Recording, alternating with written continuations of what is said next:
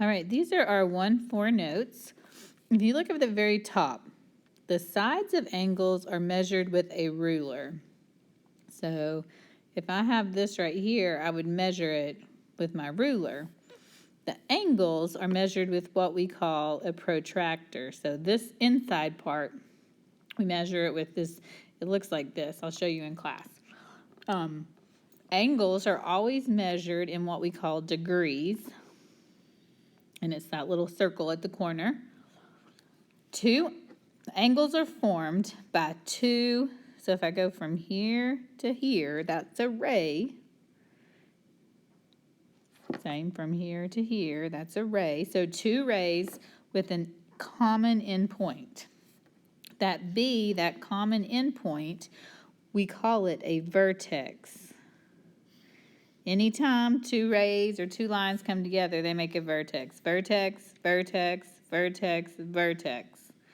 Okay? The rays are what we call the sides. So we have our sides of our angle and we have our vertex. We name an angle. Typically when we name an angle, we use 3 letters. The middle letter must be the vertex. So I think the easiest way to label an angle is to trace it. So I'm going to start here. I go down here. So I started at A, angle A, and then I went to the B, then I went to the C. I could also call it CBA, angle CBA, but that B always has to be in the middle. You cannot call it like BAC because there's no line right there. That's not part of the angle, okay?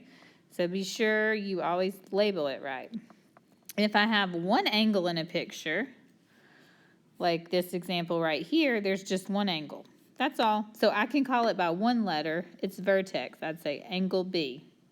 If I have a picture that looks like this, it's got 2 angles in it. I've got this angle here, and I've got this angle here. So I can't call it by B because I don't know which one it is. So I have to call it by like D, B, A, B, C.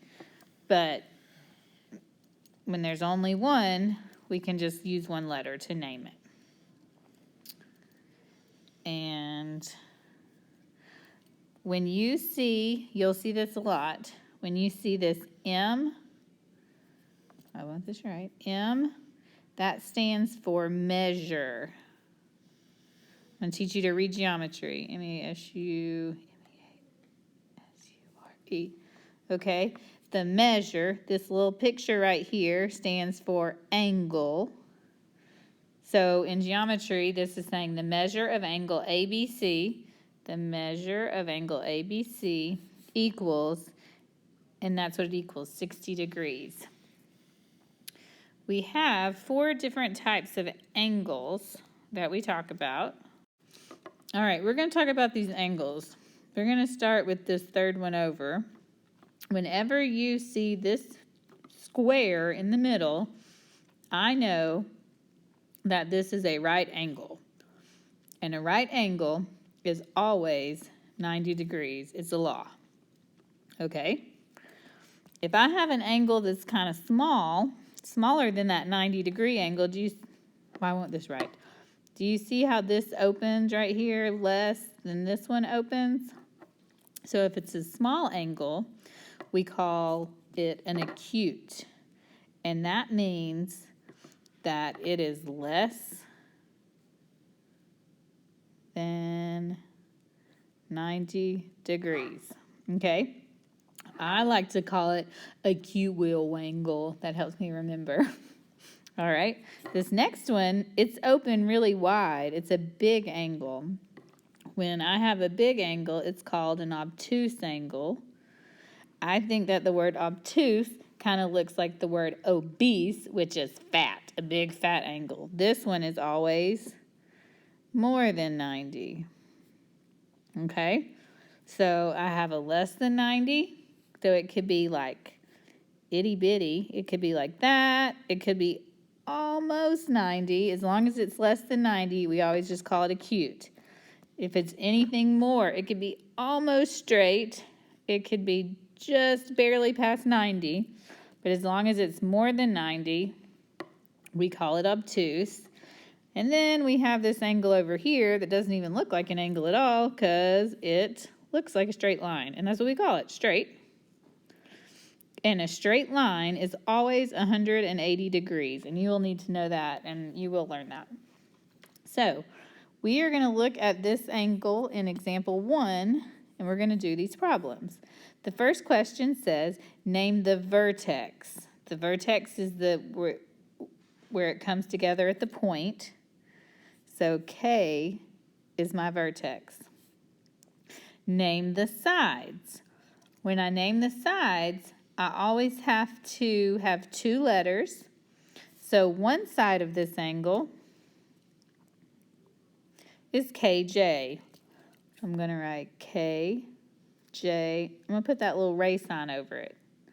The other side of my angle is KL. KL with the ray sign over it. All right, 3 ways to name the angle. Well, it always starts with angle. I'm going to use that symbol for angle that we learned up here. So the first way, I'm just going to trace this guy with my finger. He is angle JKL. So I'm going to write angle JKL. If you just write JKL without that angle picture, I'm not going to know you're talking about the angle. I think you're just going to be talking about points. Okay, a different way, I can trace him backwards, and I can call him LKJ. Or, because there's only one angle in this picture I'm looking at, I could also just call him by his 1-letter name, which is angle K, because that's in the middle. All right, and then we need to classify this angle. So, is he acute, obtuse, right, or straight? Well, it's open really big and fat, so this would be an obtuse angle.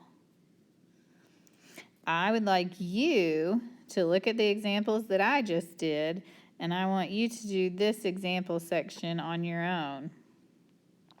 When you're done with that, look down, pause it, then look down at congruent angles. Congruent means equal. So we see over here angle A is 75 degrees, angle B is 75 degrees.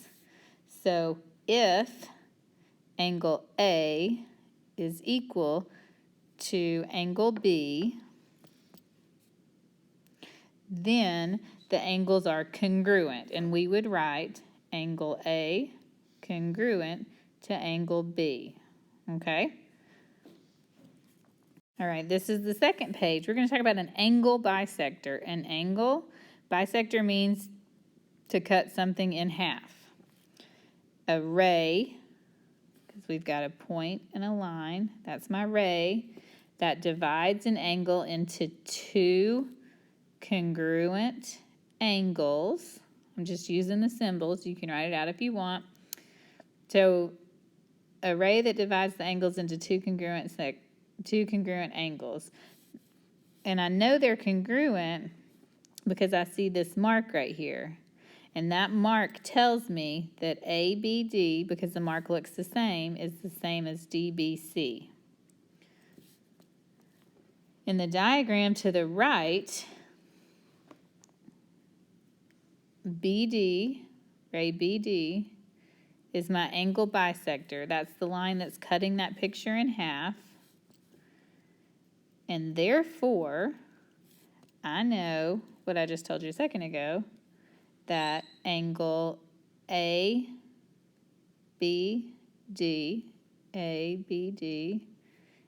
is congruent to angle DBC.